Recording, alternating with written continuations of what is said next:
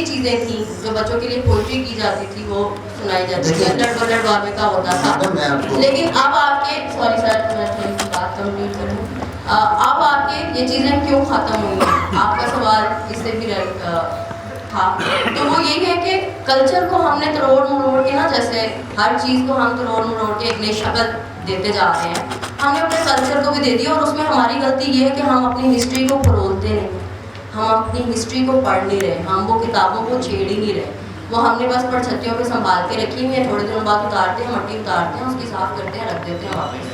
तो वो जब हम दोबारा पढ़ना शुरू करेंगे, हमारा कल्चर दोबारा खुलना शुरू हो जाएगा। तो हमारा कल्चर बहुत अजीम है, बहुत खूबसूरत है। लोग कॉपियाँ कर रहे हैं, लोग कहानियाँ बना रहे हैं, उस पर डिग्रियाँ देते हैं हमें बुला के और कहते हैं रिसर्च अपनी लैंड में जाके करो। तो यहाँ पे आके कौन सी रिसर्च होती है? हमारी कहानियों की ही रिसर्च होती है जो वहाँ पे जाकर फिर छपती है और फिर उसके ऊपर एक नया नैरेटिव बिल्ड किया जाता है और नई कहानी बिल्ड की जाती है। जी, तो हमें थोड़ा सा इसमें मैं एक बात बता दूं कि ये 5-6 जो कहानियाँ हैं, हीरो वाले शाह और सोनी महिवाल और अब ये कहानी की हद तक तो ठीक है। अब फिल्म में जब आप बनाते हैं तो इसको कोई देखने नहीं जाता। मैं जो पूछता हूँ, जो सबसे ज़्यादा फिल्म को क्रिटिसाइज़ कर रहा होता है कि ये है वो है और फलाना है, तो मैं जब उससे पूछता हूँ कि आपने फिल्म कब देखी, और जी मुझे तो 25 साल हो गए, मैंने तो फिल्म ही नहीं देखी। तो जब देखने वाले नहीं होंगे, ये कागज़ और लफ्ज़ों की कहानियाँ नहीं बनती। फिल्म 5-5, 10-10 करोड़ रुपये लगा के बनती है।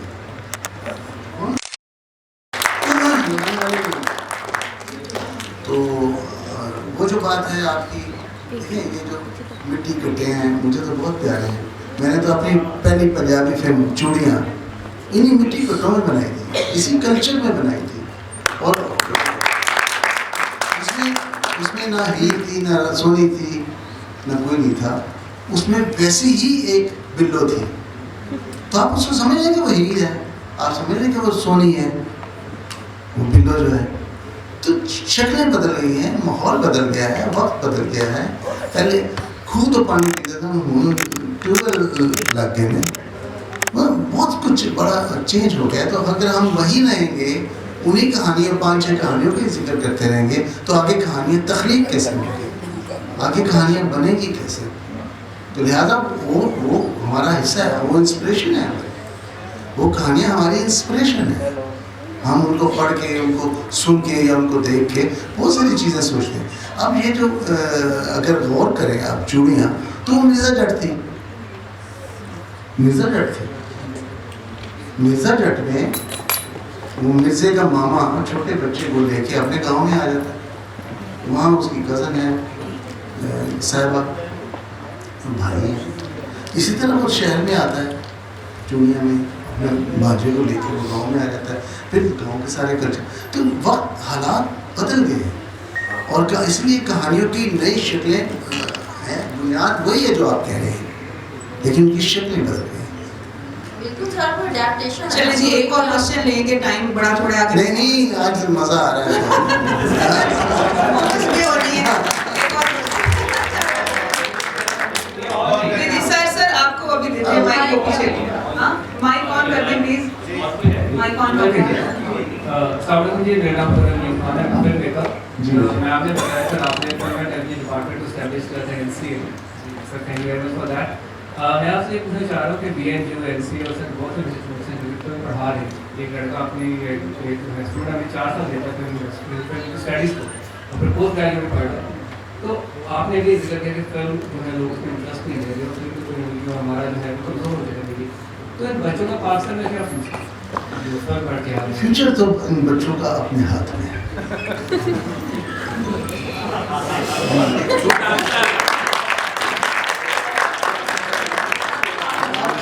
इसका सबूत आपको देता हूँ, इसका सबूत आपको देता हूँ, ऐसे नहीं मैं बोल रहा।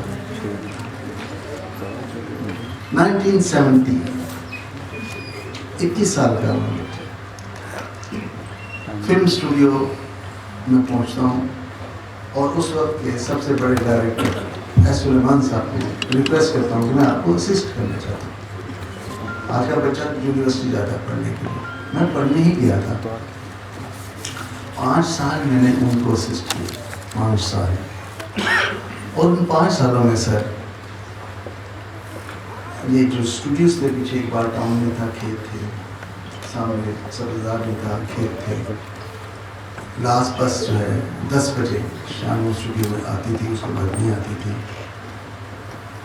कोई ट्रांसपोर्ट का पैसा बस नहीं था। मैं मिडल रोड पे रहता था सर। मैं वहाँ से चलता था एवेन्यू स्टूडियो से, रात को 2 बजे फिल्म शूटिंग करता था। 2 बजे सर्दी की रात पैदल चल रहा हूँ मैं, वो का आलम है, बंदा ना बंदे की जात।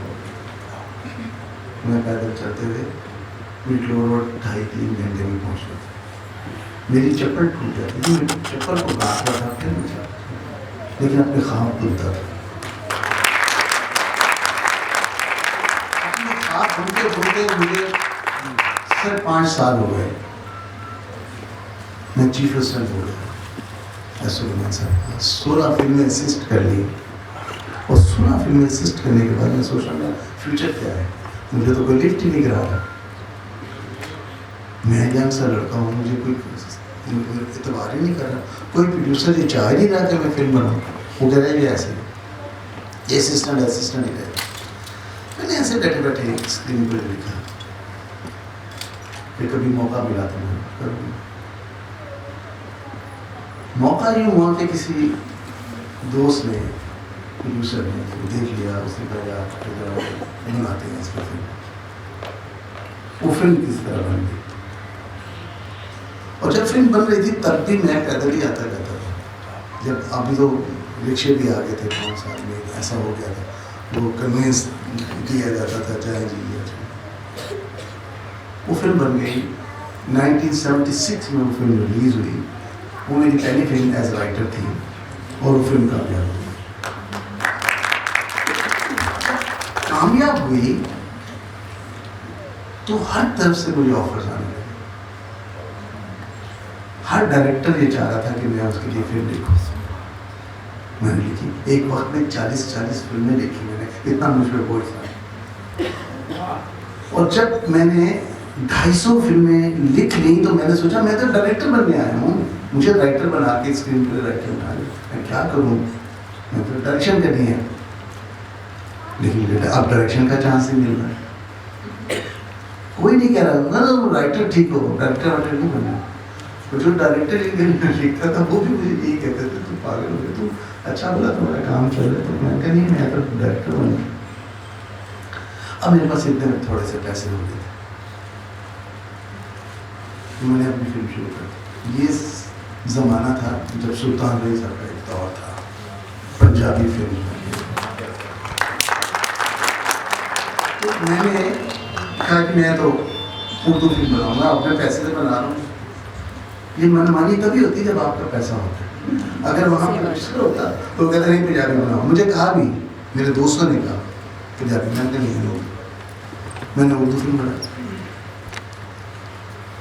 93 में वो रिलीज हुई तो कामयाब हो गई कसम।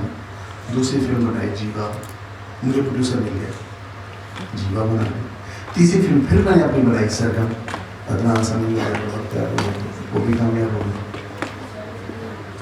तो वो उर्दू फिल्मों के कामयाब होने से पंजाबी फिल्में डाउन हो गई। नवीन टाइप असैसिनेशन हो गया सुल्तान रेज़ा साहब, और पंजाबी फिल्में ख़त्म हो गई और उर्दू फिल्म बनी। और बहुतात में उर्दू फिल्म बनी, बहुतात में। पंजाबी फिल्म बन ही नहीं रही, तो मैंने कहा मैं पंजाबी बनाऊँगा। देन आई स्टार्टेड शूटिंग और तो ये आपके हाथ में है। कॉन्फिडेंस लेवल आपके अंदर होना चाहिए कि मैंने बनना है। स्पीलबर्ग 3 साल स्टूडियो में छुपा रहा, उसको कोई स्टूडियो में दाखिल नहीं होने। 3 साल के बाद पकड़ा गया, क्योंकि तुम कौन हो? कहता मैं फ्यूचर डायरेक्टर हूँ। मैंने तुम कहाँ के फ्यूचर डायरेक्टर? कहता मैं यहाँ आया हूँ। स्पीलबर्ग की मैं बात कर रहा हूँ, हॉलीवुड का सबसे बड़ा डायरेक्टर। तो ये डिग्री लेने वाले ये क्यों सोचते हैं कि कोई आगे उनको कहेगा ये लोग, तो नहीं, डोर टू डोर जाओ, अपने आप को प्रूव करो, अपना को लिखो, दिखाओ उनको, अपना कोई विजन लेके जाओ ताकि कोई मुतासिर होता क्या है कि यहाँ डिग्रियाँ लेते हैं तो जाके प्रोडक्शन हाउस में नौकरी कर लेते हैं, टेलीविजन पे जाके नौकरी कर लेते हैं, लेकिन उनको पैसे चाहिए। पैसा कुछ नहीं है, इज्जत है, नाम है, मुकाम है। बहुत खुशी हुई मुझे आपको दोबारा मुलाकात हुई, बेसुरा जी जी जी जी जी बाद दफ्तर बैठा हुआ था वो फिर इस पर बात निकला और देखता हूँ अखबार में देखकर हूँ और शायद अदीब भी हूँ। साल मैंने फिल्म इंडस्ट्री में गुजारे हैं, तमाम चेहरे मेरे आगे हैं, तो टाका कोई करोड़ ज़्यादा नहीं, तो ये नज़म चलने जैसे सा कहानी लिखने का मुझे भी बहुत शौक था फिल्मों का। मैं आपसे ये पूछना चाह रहा हूँ, हम फिल्म की कहानी मज़हब के खिलाफ लिखना चाहते हो नहीं लिख सकता, और फौज के खिलाफ लिखना चाहते हो नहीं लिख सकता, सियासत के खिलाफ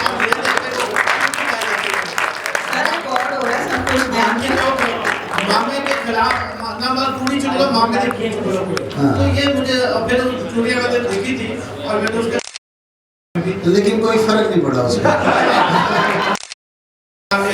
तो उसमें भाई मामले की पूरी चुटलो ले जाओ और लड़का कोई काम पूरी उठाएगा तो तो एक पक्ष देगा।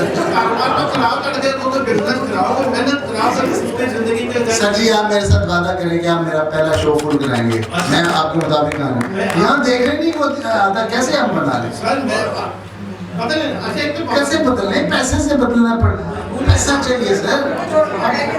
अच्छा, अब मैं ये चाह रहा हूँ कि मेरे दीगर ममालिक जो हमसाए हैं उनसे ताल्लुकात हम अच्छे रखें, ट्रेड करें, उनकी पिक्चरें आए तो माहौल बनेगा।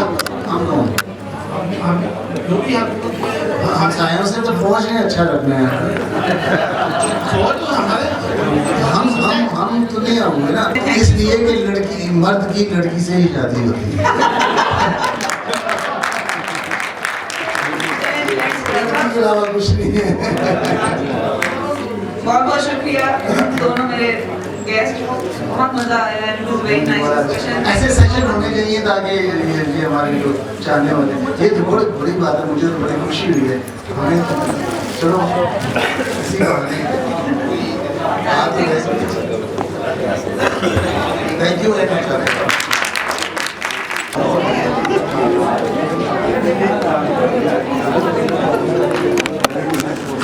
जब ये देखेंगे कि फिल्में बनी और ऐसे सेशन होने चाहिए, ऐसी बातें, ऐसे डायलॉग होने चाहिए, लोग बहुत परसेप्शन लोगों का बहुत कुछ और है, परसेप्शन वाज़ेह होना चाहिए।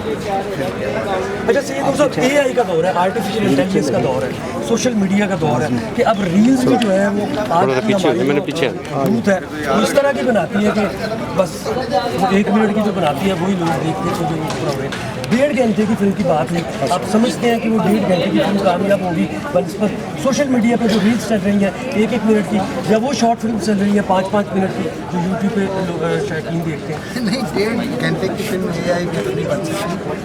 ये है कि कुछ ऐसे कॉम्बिनेशन बन जाए जिसमें AI की शामिल हो, लाइव भी शामिल हो, आपका क्रिएटिव वर्क भी शामिल हो, कॉम्बिनेशन ऐसे AI के बगैर आप कर नहीं सकते। पहले ग्रीन था, ये तो आपको बहुत स्पेशल इफेक्ट क्रिएट करना है, आपको AI से जी बिल्कुल, नॉलीवुड इंडस्ट्री की नामवर अदाकारा रानी और फिल्म डायरेक्टर हसन तारिकी साहबजादी राबिया भी हमारे साथ मौजूद है।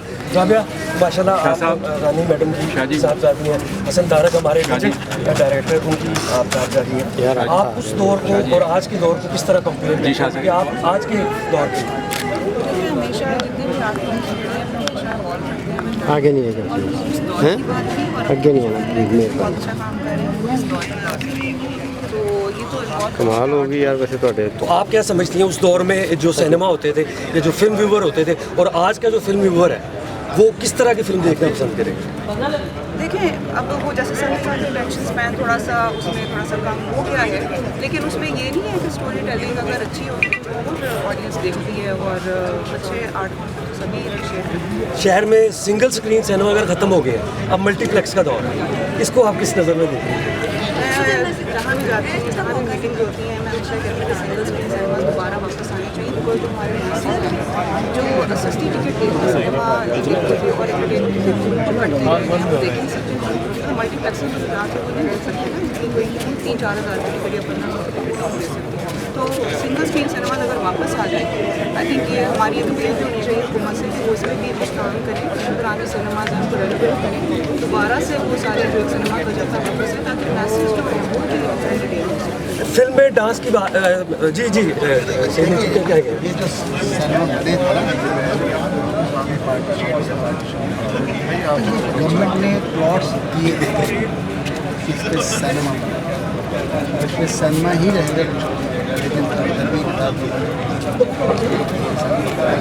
अब एक बार ज़रूरत है इस बात की गवर्नमेंट को ताजरों के साथ इन्वेस्टर्स के साथ एक कॉम्बिनेशन करना ये सिनेमा फिर से चाहिए कि मासिस कर रही है, फिर मासिस कर रही है और वो कहाँ जाएंगे, उनके पास तो पैसे नहीं है, 35 रुपये टिकट से दुनिया में 40 करोड़, बिल्कुल बिल्कुल ऐसी है, बिल्कुल ऐसी आज 1500, 2000, 3000 की टिकट से कोई 40 करोड़ या 10 करोड़ लिहाजा तो बहुत जरूरी है टिकट का सस्ता होना जी बिल्कुल टिकट का सस्ता होना और गवर्नमेंट का जो है। और आप देख रहे हैं रियासत रोड पे पाकिस्तान की जो फिल्म इंडस्ट्री है उसको इंडिया के मध्य मुकाबला आप कैसे देखते हैं, जिस तरह इंडिया की कोई भी फिल्म आती है लोकल की उसका ड्रामा जाता है, तो आप एज आ तो आप पाकिस्तान की फिल्म इंडस्ट्री को किस तरह देखते हैं?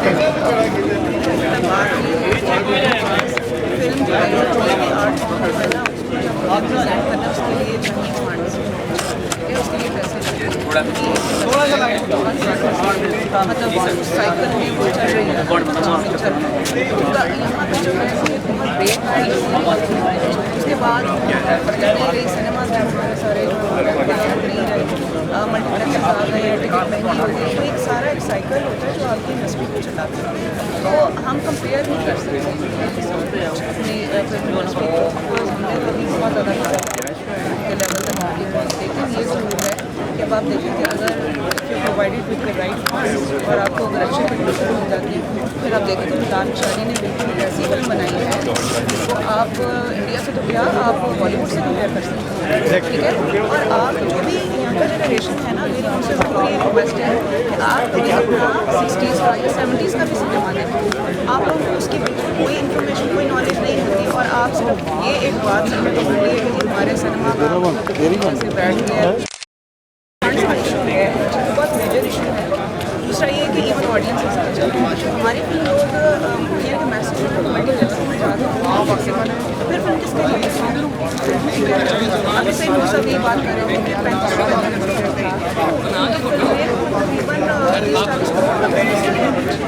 90s में अब आप पूरे साथ लोग सिनेमा जाएंगे तो क्या हुकूमत को आप ये कोई मशवरा या कोई राय देना चाहें कि वो फिल्म में कंट्रीब्यूट करें कोई बजट के हवाले से? बिल्कुल कॉन्ट्रीब्यूशन जो है वो यही है कि अगर कोई ऐसा इंफ्रास्ट्रक्चर बनाया जाए जिससे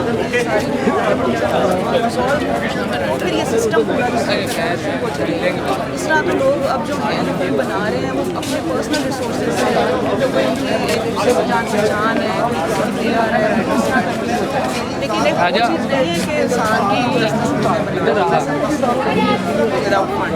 पाकिस्तान के अंदर पाकिस्तान के देखते हुए कल्चर को, तो क्या फिल्म इंडस्ट्री को पाकिस्तान के कल्चर को रिप्रेजेंट नहीं करना चाहिए आपके ख्याल? क्या मतलब पाकिस्तान का जो कल्चर है, मोस्टली जो फिल्में आ रही हैं वो पाकिस्तान के कल्चर को रिप्रेजेंट नहीं करती कुछ। अब रिसेंटली जिस तरह मौला जट आई, वो पाकिस्तान के कल्चर को मौला जट जैसी फिल्म जो है रिप्रेजेंट करती है और वो काफ़ी हिट जाती है। तो जो लंदन बेस पे कुछ फिल्में होती हैं जो मतलब यूरोपियन कल्चर पे बनाई जाती है वो हिट नहीं जाती, तो इसको आप किस तरह आपकी क्या मतलब कौन सी जिस तरह मौला जट आई वो काफ़ी हिट उसमें कौन सा कल्चर देखा? मतलब करता गया मौला जट जैसी मूवी जिसमें मौला जट के नाम से टाइटल से जाती है और वो पाकिस्तान को रिप्रेजेंट कर रही है, पाकिस्तान के कल्चर को रिप्रेजेंट कर रही है कहीं ना कहीं बैकग्राउंड है। तो इसके बरअक्स जो मूवीज़ हैं जो हिट नहीं जाती तो और उसको किस तरह देखते हैं? देखिए मेरी बात में जब लोकल फिल्म बनेगी तो वो पाकिस्तान के कल्चर को ही रिप्रेजेंट करेगी। ये मैं यहाँ खड़ी होकर अगर कोई चीज़ बना रही हूँ ना तो इसको रिप्रेजेंट करिए लाहौर, इसलिए ये जगह लाहौर और जो भी चीज़ आपके मुल्क में आपके शहर में बनती है वो प्रोडक्ट जो भी है वो आपके कल्चर को ही रिप्रेजेंट कर रही है। फिल्म थोड़ी लार्जर दैन लाइफ होती है, उसमें चीज़ें एग्जैजरेटेड ज़रूर होती हैं।